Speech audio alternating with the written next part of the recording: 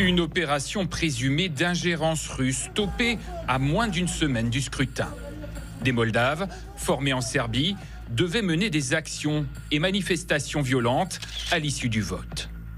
Des armes et du liquide ont été saisis, 74 personnes arrêtées. Une manœuvre de déstabilisation ordonnée par Moscou, selon le chef de la police, qui a démantelé le groupuscule à temps. Ces hommes ont eu 3 jours d'exercice et d'entraînement comme des soldats, avec une discipline que l'on observe d'habitude dans les unités militaires. Tout leur financement provenait de la Fédération de Russie. Si ces élections sont source d'une telle tension, c'est parce que la Moldavie, pays de 2,5 millions d'habitants, frontalier de l'Ukraine, est un enjeu fort pour Moscou. Maia Sandu, sa présidente actuelle, ouvertement pro-européenne, fait face à de nombreuses attaques de ses opposants pro-russes. Des milliers de faux comptes ont été créés, nous explique cet expert.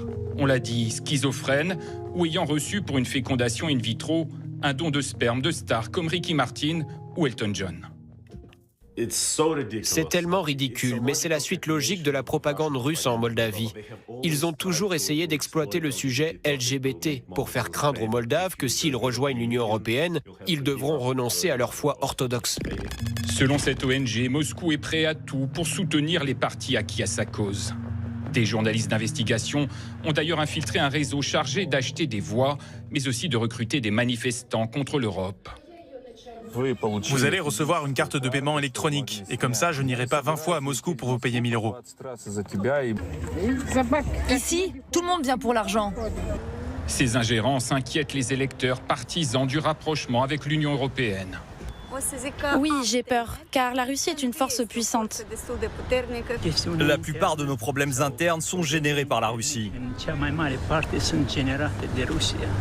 Pour les partis politiques pro-Kremlin comme le Bloc patriotique, ces accusations d'ingérence russe sont fantaisistes. Je connais toutes les routes du business, officielles et non officielles. C'est impossible d'apporter de l'argent de la Russie et de corrompre le système électoral. Quand les autorités parlent de l'influence russe, je n'y crois pas, c'est un fake. Les pro-européens garderont-ils leur majorité au Parlement ou devront-ils laisser la place aux partis sous influence russe? Les derniers sondages pour ce dimanche donnent des résultats très serrés.